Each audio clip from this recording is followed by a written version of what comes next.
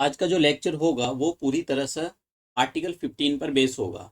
जैसे कि आप सभी लोग जानते हो कि हम फंडामेंटल राइट्स का पार्ट थर्ड कर रहे हैं। पार्ट वन करा दिया मैंने और पार्ट टू करा दिया। मैंने फंडामेंटल राइट को छोटे छोटे पार्ट में डिवाइड किया हुआ है इसके लेक्चर को, जिससे ये थोड़े थोड़े करके आपको समझ में आ जाए। वरना तो आप हेडिंग पढ़ के ही बस काम चला सकते हो, लेकिन कभी कभी जो कमीशन होता है वो काफ़ी डेप्थ में पूछ लेता है, तो उस केस में आपको ये जानना बहुत ज़रूरी हो जाता है डिटेल में। तो सबसे पहले फंडामेंटल राइट 15 किसके बारे में बात करता है। देखिए, फंडामेंटल राइट्स फंडामेंटल राइट के अंदर जैसा हम पढ़ रहे हैं, ये इसके अंदर आर्टिकल 15 होगा। तो आर्टिकल 15 किस बारे में बात करता है? देखिए, आर्टिकल 15 बात करता है कि आपके साथ कोई डिस्क्रिमिनेशन नहीं होगा। डिस्क्रिमिनेशन नहीं होगा, इसका क्या मतलब होता है? इसका मतलब ये होता है कि अगर आप किसी पर्टिकुलर रेस से आते हो, या पर्टिकुलर का कोई आप लड़का हो लड़की हो, या आप पर्टिकुलर रिलीजन से आते हो, या आपका जो जन्म है वो पर्टिकुलर एक स्टेट में हुआ है, सपोज करो उत्तर प्रदेश में हुआ है, और आपके साथ आप यूपी या सॉरी बिहार में रहना चाहते हो, तो आपके साथ ऐसा कोई डिस्क्रिमिनेशन नहीं होगा। तो आर्टिकल 15 इसी के बारे में बात करता है कि state, centre government, state government या लोकल बॉडी आपके साथ कोई भी भेदभाव नहीं करेगी। आपके धर्म के आधार पर, आप किस रेस के हो उसके आधार पर, या आप किस कास्ट से बिलोंग करते हो उस आधार पर, या आपका सेक्स क्या है, आप लड़का हो या लड़की हो, या फिर आप कहाँ जन्मे हो। आप उत्तर प्रदेश के अंदर जन्मे हो, आप मध्य प्रदेश के अंदर, आप आंध्र प्रदेश के अंदर, आप तमिलनाडु, जहाँ भी आप जन्मे हो, इन बेसिस पर सरकार आपके साथ डिस्क्रिमिनेशन नहीं कर सकती। इन बेसिस को छोड़कर, religion, race, caste, sex, place of birth, इनको छोड़कर दूसरी और चीज़ों पर सरकार या स्टेट है वो आपके साथ डिस्क्रिमिनेशन कर सकता है। मतलब आपके अगेंस्ट पॉलिसी बना सकता है। ऐसे अब देखेंगे। देखिए, इसका मैं आर्टिकल के बारे में ज़रा, एक क्वेश्चन आया हुआ था, तो वो बताता हूँ कि एक्चुअली हमारे पास जो आर्टिकल है, आर्टिकल ओरिजिनली लिखा कैसा है। देखिए, ये आर्टिकल 15 है। ऐसे क्लॉज दी हुई है, clause 1, 2, clause 3, clause 4, clause 5, clause 6। 6 clauses दी हुई हैं आर्टिकल के अंदर। मतलब आर्टिकल को सब पार्ट में डिवाइड किया गया था, उनको क्लॉज बोला जाता है। और फिर सब क्लॉज को भी मतलब क्लॉजेज होती हैं उनको भी फिर मतलब सब क्लॉजेस में बांट दिया जाता है। तो हम ये जो ओरिजिनल कॉन्स्टिट्यूशन है इसके बारे में बताऊंगा, क्योंकि एक क्वेश्चन था वो क्लॉज पे ही बेस है। आगे मैं सॉल्व कराऊंगा। उत्तराखंड पब्लिक सर्विस कमीशन में 2012 में वो क्वेश्चन पूछा गया था। तो हाँ, हम यहाँ पर थे। तो आप अगर मान लो किसी इन रिलीजन हो, आपका कोई सा भी रिलीजन हो, आप हिंदू हो, मुस्लिम हो, क्रिश्चियन हो, सरकार आपके साथ कोई भेदभाव नहीं करेगी। आप किसी भी रेस से आते हो, कास्ट हो, सेक्स, किसी भी कोई भी आपका जेंडर हो सकता है, लड़का हो सकती है, लड़की हो सकता है, प्लेस ऑफ बर्थ आप कहीं भी जन्मे हो सकते हैं, तो सरकार आपके साथ कोई भी भेदभाव नहीं करेगी। इसका दूसरा पहलू ये है कि अगर आप मान लो किसी भी रिलीजन के हो, रेस के हो, कास्ट के हो, सेक्स, और आपका मतलब कुछ भी सेक्स हो, लड़का हो लड़की हो, और कहीं भी जन्म है, तो सरकार आपके पास कोई लाइबिलिटी नहीं थोप सकती कि भाई यहाँ पर्टिकुलर जो रेस है उसी के लोगों को ये काम करना पड़ेगा। जैसे मैं आपको एक बताता हूँ कि जैसे जजिया कर आया था, तो जजिया कर के अंदर क्या होता था, वो नॉन, तो मतलब हिंदुओं से टैक्स लेते थे। वो हिंदू टैक्स था, तो उसके अंदर क्या हो गया, एक पर्टिकुलर कास्ट को, एक पर्टिकुलर कम्युनिटी को टारगेट किया जा रहा था। हालांकि अकबर ने उसको ख़त्म कर दिया था। तो डिसेबिलिटी ऐसा नहीं है कि आप पर्टिकुलर कास्ट या रेस के लोगों से ही कोई किसी चीज़ की कोई रिस्ट्रिक्शन लगाई जाए उनको, तो ऐसा सरकार नहीं कर सकती। जैसे मान लो कि आप कहीं किसी शॉपिंग करने के लिए किसी दुकान पर जा रहे हो, और आपको ये कहकर निकाल दिया जाए नहीं कि आप फला धर्म के हो, तो इसलिए हम आपको यहाँ पर अपनी दुकान के अंदर कोई एक्सेस नहीं देंगे। या फिर आप पब्लिक रेस्टोरेंट में गए हो और आपको ये बोल दिया जाए कि नहीं, आप तो फला कास्ट के हो, हम इसलिए आपको यहाँ पर अपने होटल में या कोई प्लेस होगा पब्लिक एंटरटेनमेंट का, वहाँ पर मतलब वहाँ नहीं बुलाएंगे हम आपको। तो ऐसे कोई भी आपके साथ डिस्क्रिमिनेशन नहीं कर सकता। अगर कोई ऐसा डिस्क्रिमिनेशन कर सकता है तो आप सुप्रीम कोर्ट डायरेक्टली जा सकते हो कि मेरे फंडामेंटल राइट्स का वायलेशन हुआ है। जैसे मैंने कहा कि मतलब सरकार जो है आपके साथ कोई भी डिस्क्रिमिनेशन नहीं कर सकती। रिलीजन, रेस, कास्ट और सेक्स और प्लेस, सॉरी सेक्स और बर्थ ऑफ प्लेस, बाकी सारी चीज़ों पर आपके साथ डिस्क्रिमिनेशन हो सकता है। अब यहाँ पर कुछ एक्सेप्शन दिए गए हैं कि सरकार आपके साथ डिस्क्रिमिनेशन कर सकती है। उसके कुछ, जैसा अभी मैंने बोला आर्टिकल 15 के अंदर की, सरकार आपके साथ कोई डिस्क्रिमिनेशन नहीं कर सकती। आपका धर्म क्या है, आप किस कास्ट के हो, आप कि आपका क्या सेक्स, आप लड़की हो या लड़का हो, तो इन बेसिस पर सरकार आपके साथ डिस्क्रिमिनेशन नहीं कर सकती है। लेकिन इसके कुछ अपवाद भी हैं, मतलब सरकार आपके साथ डिस्क्रिमिनेशन कर सकती है लड़का या लड़की के होने पर। जैसे मैं एग्जांपल देता हूँ, पहला, सरकार को छूट दी गई है कि आप डिस्क्रिमिनेशन कर सकते हो, लेकिन जो डिस्क्रिमिनेशन होगा वो बहुत ही फेयर होगा, इससे जस्टिस मिलता हो। जैसे एग्जांपल के तौर पर औरतों को, हमारे यहाँ पर जैसे मैंने अभी बताया कि आप लड़का हो या लड़की हो, आपके साथ डिस्क्रिमिनेशन नहीं होगा, जो ट्रीटमेंट लड़कों को मिलेगा वही ट्रीटमेंट लड़कियों को मिलेगा।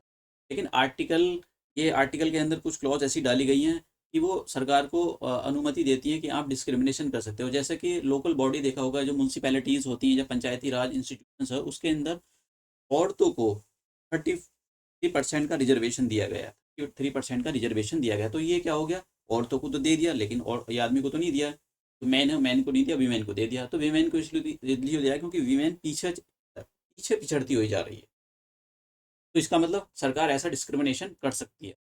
उसके बाद में दूसरा, बच्चों के लिए, बच्चों को फ़ायदा देने के लिए डिस्क्रिमिनेशन किया जा सकता है दूसरे लोगों के साथ। जैसे एग्जांपल, जो बच्चे होते हैं, आपने आर्टिकल अभी देखेंगे, आर्टिकल 21A के अंदर हम ये देखेंगे कि, मैं यहाँ बताता हूँ, आर्टिकल 21A के अंदर देखेंगे, इसको 86 कॉन्स्टिट्यूशनल अमेंडमेंट एक्ट 2002 के अंदर इंसर्ट किया गया था। और इसमें ये बोला गया कि 6 साल से लेकर 14 साल तक के बच्चों को फ्री एजुकेशन दी जाएगी, क्वालिटी ऑफ एजुकेशन दी जाएगी। ठीक है, फ्री से भी मतलब नहीं है, क्वालिटी, जिसके अंदर एक क्वालिटी होनी चाहिए। एलिमेंट्री एजुकेशन दी जाएगी आपको, आप 6 क्लास, आपको आपकी एज 6 साल से और 14 साल के बीच में है, तो आपको एलिमेंट्री एजुकेशन दी जाएगी। हायर एजुकेशन के बारे में बात नहीं करी, हायर एजुकेशन का मतलब कुछ ज़्यादा हो जाता है, मतलब ये बात करता है कि आपको 10 तक फ्री पढ़ाया जाएगा। अब तो सरकार ने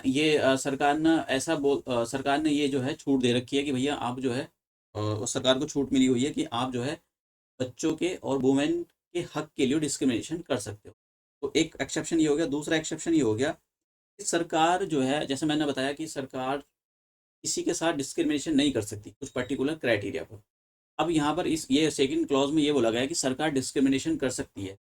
किसके लिए कर सकती है, लोगों को उठाने के लिए। किस टाइप के लोगों को ऊपर उठाने के लिए, जो सोशली और एजुकेशनली बैकवर्ड लोग हो। देखिए, सोशली और एजुकेशनल बैकवर्ड क्लासेस हैं, ये एक्चुअली इसकी डेफिनेशन बहुत बड़ी है। जो सोशली और एजुकेशनली जो बैकवर्ड क्लास है, ये इसकी जो डेफिनेशन है, ये काफ़ी बड़ी डेफिनेशन है। एक्चुअली ये एक लिस्ट है ऐसी कास्ट की जो, जिनको एजुकेशन का फ़ायदा नहीं मिला, जो सोशली बैकवर्ड है, तो उनकी एक लिस्ट है जिनको ओबीसी की कैटेगरी में रखा गया है। ओबीसी की जो कैटेगरी है उसके अंदर रखा गया है, ओबीसी की एक लिस्ट है, तो इसके अंदर बहुत सारी कास्ट आती हैं, बहुत सारी कास्ट को रखा गया है, और उस लिस्ट को बोला गया है ओबीसी की लिस्ट। तो सरकार जो है कुछ डिस्क्रिमिनेशन कर सकती है ऐसे लोगों के फेवर में जो कि सोशली और एजुकेशनली बैकवर्ड हों।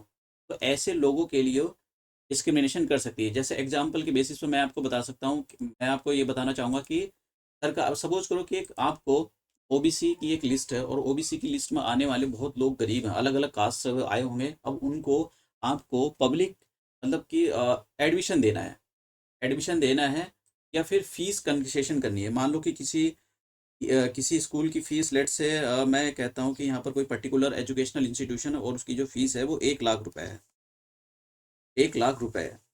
अब जो ओबीसी की लिस्ट में आते होंगे, तो इनको फ़ी का रिजर्वेशन कैसे मिलेगा, फ़ी का फ़ायदा कैसे मिलेगा, फ़ीस का जो फ़ायदा से मिलेगा, आप कहते हो कि ठीक है भैया, जो ओबीसी की लिस्ट में आएंगे उनको केवल 30% फीस उनकी माफ़ कर दी जाएगी। 30% का मतलब हो गया, केवल आपको 1 लाख में से 70,000 रुपये देना पड़ेगा। 30,000 रुपये आपका माफ़ कर दिया जाएगा, 30,000 रुपये आपको नहीं देना होगा।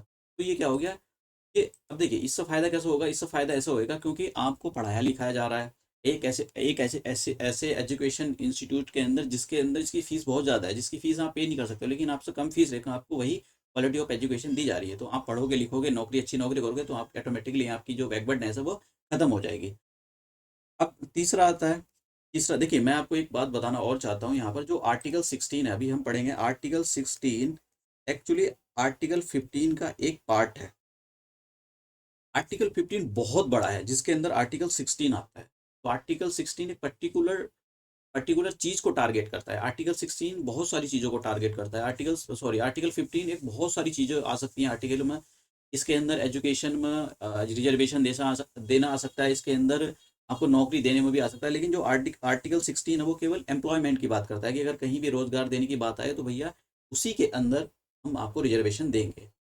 तो आर्टिकल जो 16 है, इस 15 है, इसका जो दायरा है वो बहुत बड़ा है। आर्टिकल 16 का दायरा छोटा सा ही है। अब क्लॉज सी की बात करते हैं। क्लॉज सी क्या है?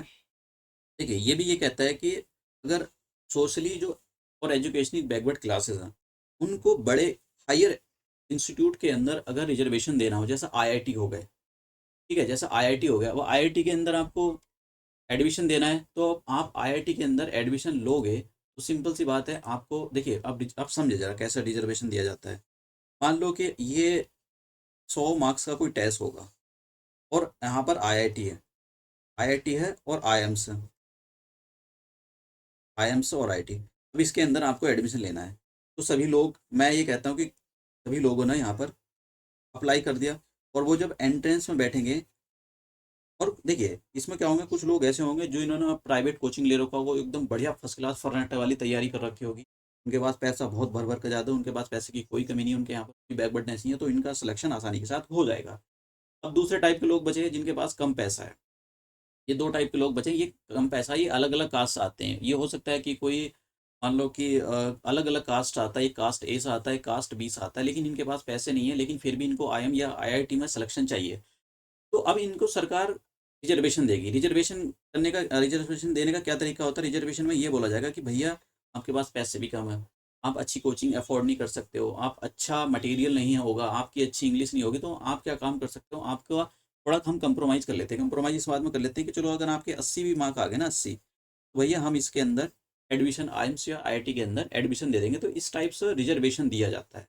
ठीक है, मतलब कि जो जो मार्क्स होते हैं उसके अंदर रिलैक्स कर दिया चीज़ों को। अदरवाइज तो आपको 100 मार्क्स ही लाने पड़ेंगे अगर एडमिशन चाहिए।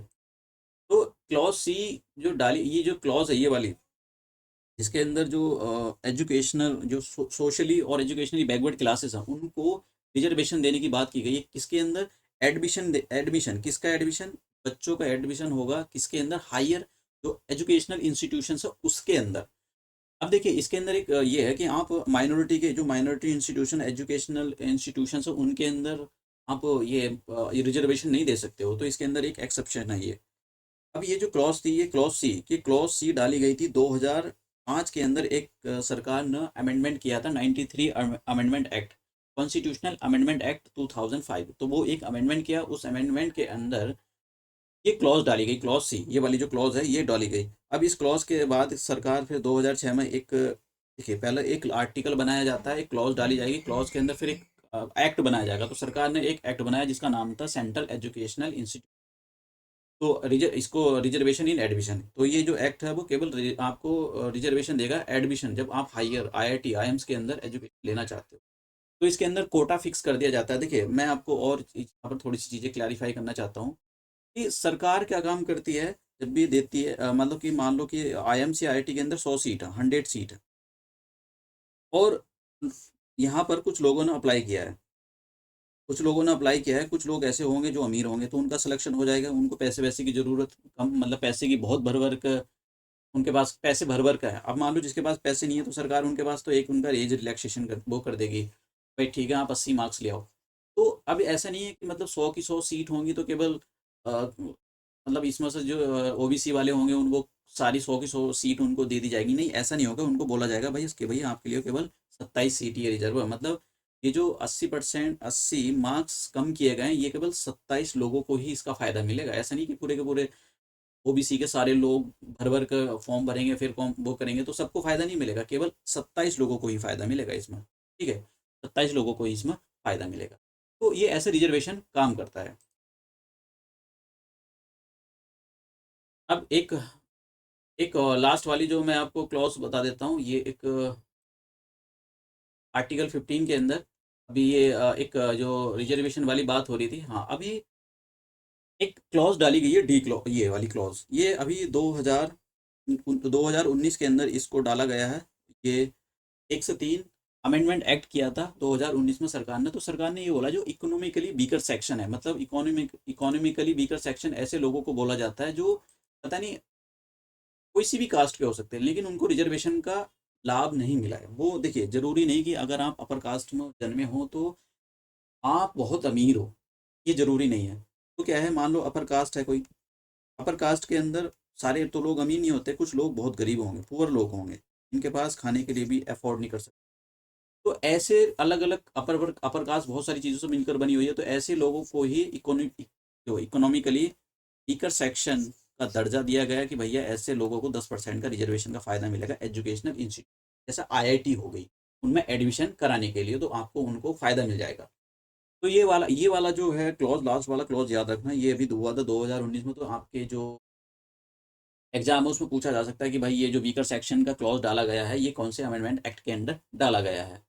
तो अब कुछ क्वेश्चन देखते हैं। मैं आपको एक लास्ट लेक्चर के अंदर एक क्वेश्चन कराना भूल गया था, आर्टिकल 14 पर बेस्ड क्वेश्चन है। तो आर्टिकल 14 के अंदर ये पूछा गया कि in which article of the constitution कौन equal protection of the law is provided. क्या आर्टिकल, ये जो equal protection of the law ये जो दिया गया है, ये क्या आर्टिकल 14 के अंदर आता है, 13 के अंदर आता है, 12 के अंदर आता है, 15 के अंदर आता है? ये आर्टिकल 14 के अंदर आता है। मैंने अच्छे से आपको दो क्लॉज दी गई है यहाँ पर। देखिए, मैंने आर्टिकल 14 कराया था, आप उसको पिछले लेक्चर में जाकर देख सकते हो। इस लेक्चर में बहुत बड़ा हो जाएगा अगर मैं समझाना बैठ गया तो हिंदी मीडियम वाले भी देख सकते हैं, तो सी इसका आंसर हो जाएगा। अब नेक्स्ट क्वेश्चन जो आर्टिकल 15 पर बेस क्वेश्चन पूछे गए हैं वो किस टाइप के क्वेश्चन है? देखिए, आर्टिकल ये जो था क्वेश्चन था, ये यूके पीसीएस में पूछा गया था 2012 के अंदर। तो पर्टिकुलर क्वेश्चन है, बहुत ही मतलब सही बताऊँ डिफिकल्ट क्वेश्चन है। आपको क्लॉज तक पूछी गई है कि भैया देखिए, और क्लॉज 4 क्लॉज 5, ये क्लॉज आर्टिकल 16 की क्लॉज 4 और आर्टिकल 16 की क्लॉज 5 पूछी गई है। तो अगर आपको ये क्लॉज पर्टिकुलर याद होगी, आप तभी इसका आंसर दे सकते हो। Actually this question is very difficult. तो मैं आपको आर्टिकल 15 की क्लॉज दिखाने के लिए जा रहा हूँ कि आर्टिकल 15 एक्चुअली ओरिजिनली कैसा है। देखिए, जैसे मैंने आपको शुरू में बताया था, आर्टिकल 15 के अंदर क्लॉज डाली गई, क्लॉज 1 2 3 और क्लॉज क्लॉज 3 4। देखिए 4 ये हो गया, क्लॉज 5, क्लॉज 5, क्लॉज 5 हो गया। तो क्लॉज 5 ही जो इसका जो आंसर है क्लॉज 5 है। तो क्लॉज 5 के अंदर जरा आप अच्छे से देखना कि क्या ये क्लॉज 5 के अंदर ये दे रहा है कि एडवांसमेंट ऑफ एनी सोशली और educationally backward classes of the citizen for the और शेड्यूल कास्ट और शेड्यूल ट्राइब्स। ये किसके बारे में करता है? Admission to the educational institutions. अगर आपको प्राइवेट एजुकेशनल इंस्टीट्यूशंस में या गवर्नमेंट के जो इंस्टीट्यूशनल है उसके अंदर एडमिशन देना है, तो ये आपसे बात करेगा आर्टिकल 15 का क्लॉज 5। तो आंसर इसी हिसाब से देखो। अ, ये, तो यहाँ पर क्या बोला गया है? Admission admission to the educational institution including private और अनएडेड। तो ओबीसी एससी एसटी के लिए तो किस क्लॉज के अंदर बनाया गया है, किस क्लॉज के अंदर? आर्टिकल, ये हो जाएगा आंसर इसका बी, ये वाला आंसर हो जाएगा। तो इस हिसाब से हिंदी वालों का भी यही हो जाएगा। तो देखिए, आपसे क्वेश्चन कितने डिफिकल्ट पूछे हैं, ये क्वेश्चन नहीं पूछा इसलिए मैं डिटेल में मैंने इसको कवर किया है। अब यहाँ पर ये question number 15, sorry question article 15 पर बेस्ड क्वेश्चन है ये। क्या कहता है, पढ़ते हैं। Prohibition of the discrimination on the ground of the religion etcetera, article 15 of the constitution of India is a fundamental right classifiable under the, इसको किसके अंदर क्लासिफाइड किया गया है? देखिए, मैंने आपको बताया था इक्वलिटी, राइट टू इक्वलिटी। तो राइट टू इक्वलिटी के अंदर मैंने आपको बताया था कि आर्टिकल कहाँ से स्टार्ट होते हैं। आर्टिकल 14 15 16 17 और 18, ये सभी आर्टिकल जो है राइट टू इक्वलिटी के अंडर आते हैं। तो इसी हिसाब से उसने क्वेश्चन के हिसाब से आंसर क्या हो जाएगा आपका? देखिए, तो आर्टिकल 15 पूछ रहा है कि आप आर्टिकल 15 किसके अंदर आता है? तो राइट टू इक्वलिटी के अंदर आता है। तो हिंदी इंग्लिश मीडियम वालों के लिए डी और हिंदी मीडियम वालों के लिए भी डी आंसर हो जाएगा। देखिए, मैं इसलिए मैंने ये एक्चुअली, और मैं आपको अलग से भी ये कर सकता था कि एक आर्टिकल 14 15 को एक जगह, लेकिन लेक्चर बहुत बड़ा हो जाता है। ये दो आर्टिकल ऐसे हैं कि न्यूज़पेपर पढ़ने में भी आपकी हेल्प करते हैं। अगर आपको नहीं पता है कि रिजर्वेशन वाला क्या सिस्टम है, तो आपको मतलब आर्टिकल भी समझ में नहीं आएंगे, न्यूज़पेपर में जो आर्टिकल्स आते हैं वो भी समझ में नहीं आएंगे। इसलिए मैंने एक लेक्चर के अंदर एक ही आर्टिकल कवर किया है। नेक्स्ट लेक्चर के अंदर मैं आर्टिकल 16 ही कवर करूंगा और कुछ नहीं कवर करूंगा उससे रिलेटेड क्वेश्चन। तो आज का लेक्चर यहीं समाप्त करते हैं। Thank you.